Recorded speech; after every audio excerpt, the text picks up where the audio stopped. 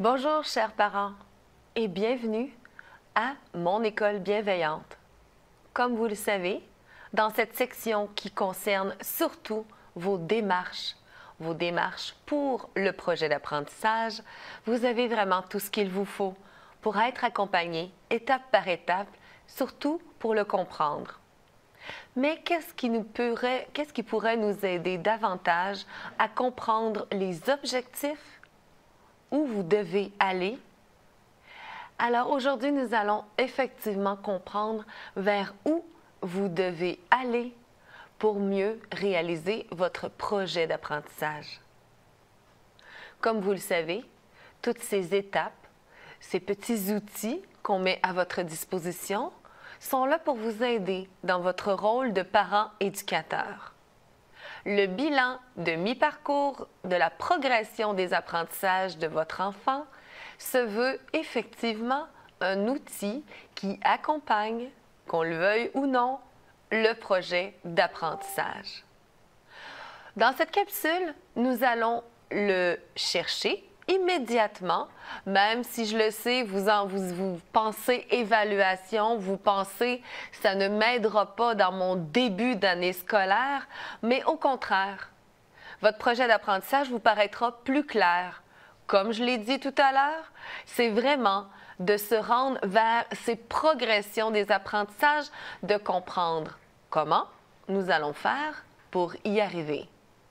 Rien de plus facile, allons voir l'outil mis à votre disposition. Juste à l'habitude, dans le site du ministère, vous avez tous vos outils et juste en dessous du projet d'apprentissage, vous avez le bilan de mi-parcours de la progression des apprentissages de votre enfant. Vous avez également le même à produire en fin d'année scolaire.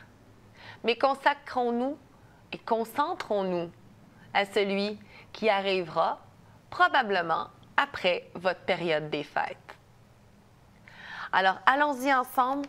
Parcourons ce site qui vous est très utile, celui du ministère de l'Éducation, dans la section Enseignement à la maison, toujours dans les mêmes endroits où vous avez l'habitude d'y aller maintenant. Continuez à fouiller si vous êtes à vos tout débuts, que vous êtes dans vos premières capsules. C'est vraiment une mine d'or d'informations qui s'y trouve. Comme on l'a vu dans les capsules précédentes, il y a le guide d'accompagnement pour votre projet d'apprentissage qui vous est toujours très utile. Gardez-le pas loin et surtout, revenez-y aux besoins. Le bilan de la progression des apprentissages de votre enfant pour l'année 2021-2022. Allons le parcourir ensemble. Je vais en faire seulement des petites sections, mais je voudrais surtout apporter à votre attention ce qui est vraiment demandé, le comprendre, et allons voir aussi qu'est-ce qu'il vous demande. Donc, cette section pour vous aider sera séparée en deux parties. Celle-ci qui est le bilan de la progression des apprentissages de votre enfant, et ensuite, nous irons fouiller dans l'échelle des compétences pour justement pouvoir observer en tant que parent éducateur, oui, vous allez pouvoir évaluer les progressions de votre enfant et nous verrons ensemble le guide qui a été conçu à cet effet pour justement pouvoir vous accompagner dans ce projet d'apprentissage. On met des objectifs, on s'arrête dans quelques mois, 3 à 5 mois qui vous est demandé pour le parent qui fait la demande de dispense de fréquentation scolaire depuis le début de l'année scolaire. En 3 à 5 mois, on vous demande de vous réasseoir, de réévaluer. En fait, c'est ça. C'est une évaluation pour votre rôle. Est-ce que vous y arrivez à bien enseigner, à bien lui faire faire ses exercices, son mode d'évaluation, c'est lequel? Et c'est dans le bilan de la progression des apprentissages que nous allons le trouver. C'est pour ça que nous le voyons maintenant. Donc, pour ceux qui le font avec moi, suivez, vous le reconnaissez, il ressemble énormément au projet d'apprentissage ici voulu. Toujours les noms, les coordonnées de votre enfant restent bien sûr importants, surtout si vous en avez plusieurs. Et vous reconnaissez vos matières. Les 5 matières de base qui sont obligatoires pour tous les enfants du Québec, à commencer par le français, langue maternelle.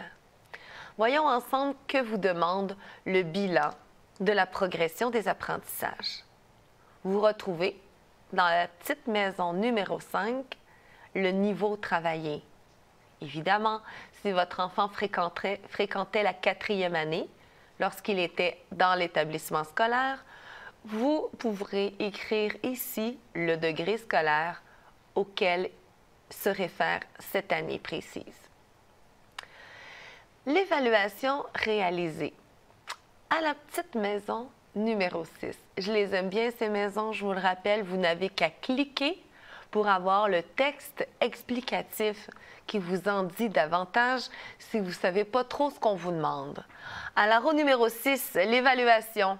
Grâce aux échelles de compétences que nous verrons dans la prochaine capsule, vous aurez une bien meilleure idée comment évaluer votre enfant et à démêler tout ça, vous pourrez vous aussi réaliser le bilan des progrès de votre enfant. Les évaluations qui vont vous permettre de voir ces progressions, les parents doivent indiquer le mode d'évaluation. Bien sûr, pour ce qui est, on l'a vu dans les précédentes capsules, pour ce qui est de certaines années scolaires, il y a une évaluation prévue par le ministère en français, écrit, lecture et en mathématiques selon le cycle et l'année de votre enfant. Pour tous les autres parents, il y a aussi des modes d'évaluation que nous avons observés ensemble également. Donc, vous allez pouvoir choisir celui qui vous convient le mieux. Ici, pour ce qui est du programme Mon École bienveillante, puisque ça se trouve à être votre école. C'est vous qui devenez l'enseignant et c'est votre milieu qui crée cet endroit où il est bon d'apprendre, votre école bienveillante. Vous avez le droit de choisir le mode d'évaluation qui vous convient. Nous aurons bien sûr tous les outils qu'il faut pour l'accompagnement du portfolio. Ce portfolio est une évaluation qui est proposée parmi les modes d'évaluation et c'est celui que je préfère travailler. Je vais sûrement vous l'expliquer, vous accompagner et vous aider à créer dès le début un portfolio qui vous permettra tout au long de l'année, tout au long des exercices que vous créerez avec lui et tout au long des situations d'apprentissage que vous multipliez autour de lui et ce, à tous les jours, vous pourrez facilement y mettre un mode d'évaluation et c'est ce qu'on vous demande ici dans le bilan des progressions des apprentissages, les évaluations réalisées. Pourquoi je vous le montre tout de suite? Parce que vous êtes en train de mettre en place qu'est-ce que je dois enseigner à mon enfant. Vous vous rappelez les compétences que nous avons vues dans matière par matière. Ces compétences, vous pouvez les évaluer. On vous demande quelle évaluation vous avez faite. Dans les compétences lire, écrire des textes variés, communiquer oralement, puis bien sûr, pouvoir apprécier ces œuvres littéraires. Quelle activité, comment avez-vous mis en place la façon d'évaluer tout ça? Grâce à l'échelle des compétences, vous verrez, ça va tout se placer, s'embriquer et lorsque vous proposerez l'activité à votre enfant, au lieu de proposer une activité prise sans trop savoir qu'est-ce que vous êtes en train d'enseigner, vous savez, grâce au bilan, grâce au projet d'apprentissage, que vous avez 4 compétences à travailler. Que ces 4 compétences-là, ce serait bien qu'on y fasse une petite progression des apprentissages, donc des modes d'évaluation. Grâce aux échelles, vous pourrez faire simplement en un seul coup d'œil ou par façon de marquer ces travaux, vous pourrez réaliser, bien sûr, des évaluations. Commentaire sur l'état de la progression de l'enfant. La maison numéro 7. Cette progression de l'enfant, bien sûr que vous avez quelque chose à y dire. Allons voir qu'est-ce qu'on peut y mettre. Donc, j'appuie toujours sur l'aide qui m'est offerte par les petites maisons et je suis rendue au numéro 7. L'état de progression de l'apprentissage de l'enfant. La progression des apprentissages de l'enfant doit être commentée par les parents pour chaque compétence ciblée dans le projet d'apprentissage. À l'exception des sciences et de l'univers social pour ceux qui décident de reporter. Je vous ramène à la capsule du projet d'apprentissage dans vos matières. Si votre enfant présente une difficulté d'apprentissage, vous pouvez demander une dispense de matières, qui sont les sciences ou les matières liées au domaine de l'univers social. Vous pouvez l'indiquer dans le projet d'apprentissage que vous y mettrez plus de temps dans le français, les mathématiques et l'anglais langue seconde pour justement permettre à votre enfant de consolider ces matières et vous pouvez aussi reporter la matière des sciences l'année suivante. Ça, c'est ce qui est du primaire, puisque le primaire fonctionne par cycle. 2 ans par cycle pour réaliser ces apprentissages, justement. Alors, c'est quelque chose qui vous est malléable. Je continue la lecture avec vous.